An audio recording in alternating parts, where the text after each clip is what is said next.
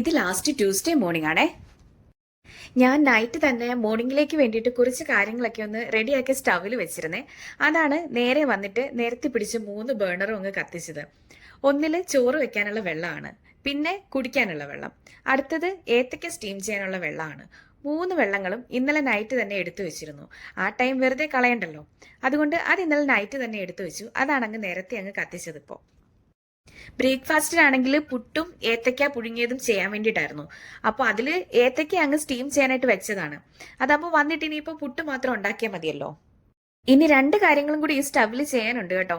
എനിക്ക് tea കുടിക്കാനായിട്ടുള്ള tea റെഡിയാക്കണം, പിന്നെ ലഞ്ചിന് വേണ്ടിയിട്ടുള്ള ക്യാബേജും ക്യാരറ്റും കൂടി തോരൻ വെക്കാൻ വേണ്ടിയിട്ടാണ്. അതും ഒന്ന് റെഡിയാക്കണം. അതും കൂടി ചെയ്തിട്ട് പോകാൻ വേണ്ടിയിട്ടാണ്. പക്ഷേങ്കിൽ ഇപ്പോൾ സ്റ്റവിൽ സ്ഥലമില്ലാത്തതുകൊണ്ട് ഇതൊക്കെ ഓരോന്ന് മാറ്റിയിട്ട് വേണം ഇനി അത് ചെയ്യാൻ വേണ്ടിയിട്ട് തുടങ്ങാൻ. ഇതെല്ലാം തന്നെ ഈ ഒരു 1 അവറിനുള്ളിൽ തന്നെ കഴിയും കേട്ടോ. ഒരു 5:30 വരെ അതിനുള്ളിൽ ഇതെല്ലാം കംപ്ലീറ്റ് ആകും. പിന്നെ ബാക്കി ഇനി കുറച്ച് ചെറിയ കാര്യങ്ങൾ കൂടിയുള്ളൂ. അത് വന്നിട്ട് എനിക്ക് ചെയ്താൽ മതി.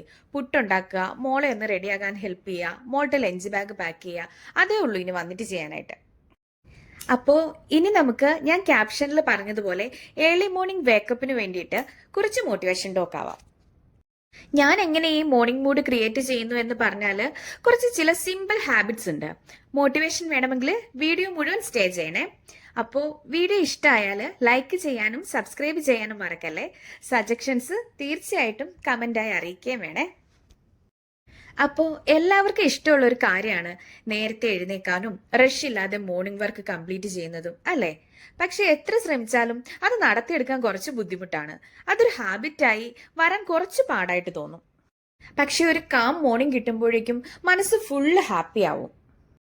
മടിയൊക്കെ ഉണ്ടാകും, പക്ഷെ ഒരു ഏർലി മോർണിംഗ് തുടങ്ങുമ്പോൾ ഡേ ഫുള്ള് ഡിഫറെൻ്റ് ആയിരിക്കും. ഞാനും ഇങ്ങനെ ട്രൈ ചെയ്ത് നോക്കിയതാണ്. ഇപ്പൊ പതുക്കെ അതൊരു ഹാബിറ്റായിട്ട് മാറിയിട്ടുണ്ട് എനിക്ക്. ആദ്യം ഞാൻ എങ്ങനെ മടി കൂടാതെ ഈ ഒരു 4:30 മുന്നേ എഴുന്നേക്കുന്നെന്ന് പറയാം. ഞാനും ഒരുപാട് സമയം മടിയിലായിരുന്നു കേട്ടോ. പക്ഷെ ഇപ്പോൾ ഒരു സിസ്റ്റം ഉണ്ട്. ചെറിയ ചേഞ്ചസ് ആണ് എനിക്ക് ഹെൽപ്പ് ചെയ്തത്.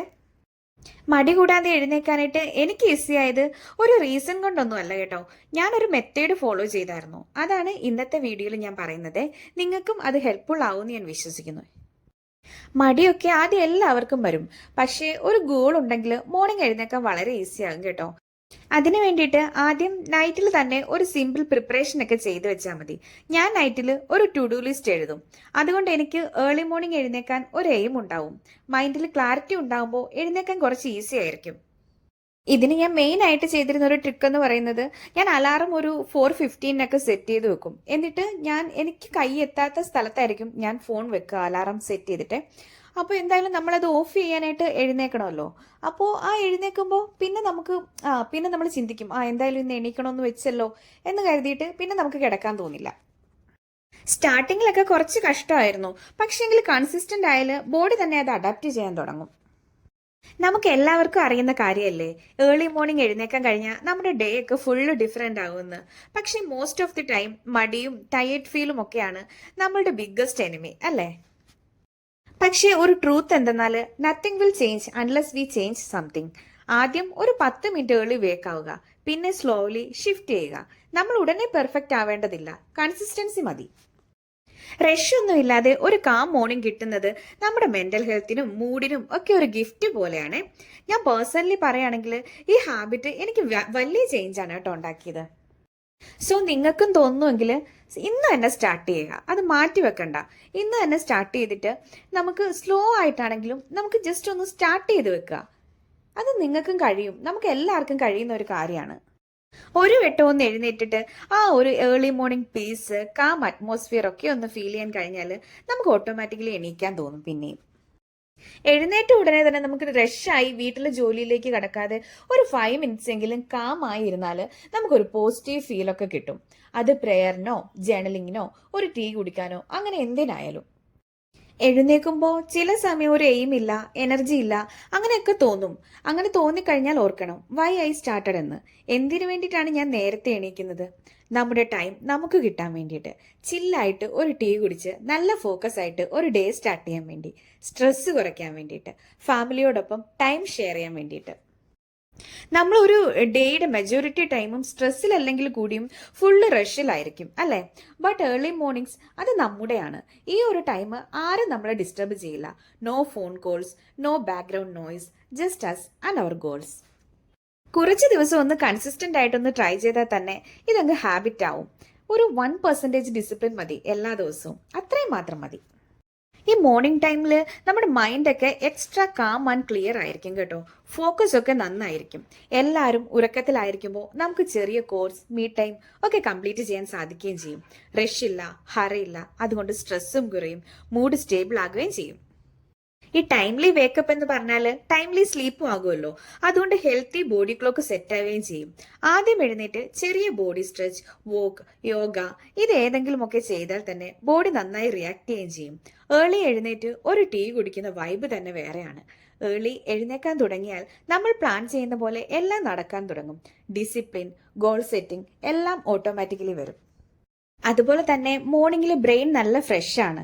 അതുകൊണ്ട് തന്നെ സ്റ്റഡി, പ്ലാനിങ് ഇതൊക്കെ മോർണിംഗ് ചെയ്താൽ ബെസ്റ്റ് ഔട്ട്പുട്ട് കിട്ടുകയും ചെയ്യും. ഏർലി വേക്കപ്പ് ചെയ്യുന്നത് വലിയൊരു പവർ തന്നെയാണ് കേട്ടോ.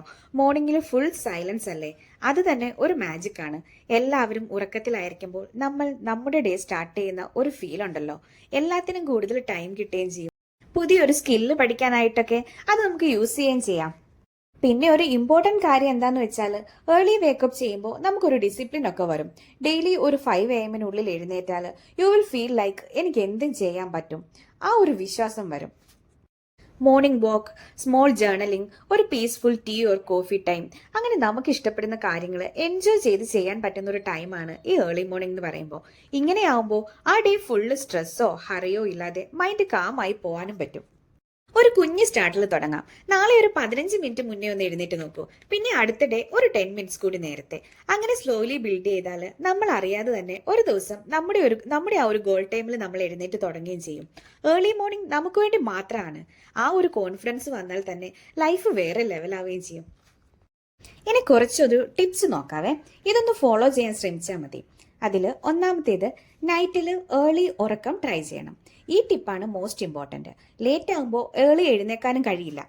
രണ്ടാമത്തേത്, നെക്സ്റ്റ് ഡേയിലേക്കുള്ള പ്ലാൻ നൈറ്റിൽ തന്നെ നമ്മൾ റെഡിയാക്കണം. മൈൻഡിൽ ഒരു ക്ലാരിറ്റി ഉണ്ടായാൽ എഴുന്നേക്കാൻ ഒരു മോട്ടിവേഷൻ ഉണ്ടാവും. നാളെ എനിക്ക് ഇതൊക്കെ ചെയ്യണമല്ലോ എന്നോർത്തിട്ട് നമ്മൾ എഴുന്നേക്കും. പിന്നെ അടുത്തത്, ഫോൺ ബെഡിന് അടുത്ത് വെക്കാതിരിക്കണം. അലാറം ഓഫ് ചെയ്യാൻ എണീക്കുമ്പോഴേക്കും നമുക്ക് പിന്നെ കിടക്കാനായിട്ട് തോന്നത്തില്ല. പിന്നെ ഉള്ളത്, നമ്മൾ അലാറം സെറ്റ് ചെയ്യുമ്പോൾ ഒരു കാം റിംഗ് ടോണോ അല്ലെന്നുണ്ടെങ്കിൽ ഒരു ലൈറ്റ് അലാറം ടോണൊക്കെ സെറ്റ് ചെയ്ത് വെക്കണം. ഹെവി സൗണ്ടാണ് വരുന്നതെന്നുണ്ടെങ്കിൽ നമ്മുടെ ബോഡി പെട്ടെന്ന് ഷോക്ക് ആകും. ലൈറ്റ് അലാറം കൊണ്ട് ബോഡി സ്ലോലി വേക്കാകുകയും ചെയ്യും. അടുത്തത്, നമ്മൾ ഏർലി മോർണിംഗിലേക്ക് ഒരു ചെറിയ ഗോൾ സെറ്റ് ചെയ്ത് വെക്കുക എന്നുള്ളതാണ്. ഇതൊരു മോസ്റ്റ് ഇമ്പോർട്ടൻ്റ് ആണ് കേട്ടോ. ഇത് ചെയ്യണമെന്ന് ഓർക്കുമ്പോൾ നമുക്ക് എഴുന്നേക്കാൻ തോന്നണം. അതൊരു ചെറിയ ടീ കുടിക്കുന്നതോ ഒരു ജേർണലിംഗ് ചെയ്യുന്നതിനോ ഒരു മീ ടൈം.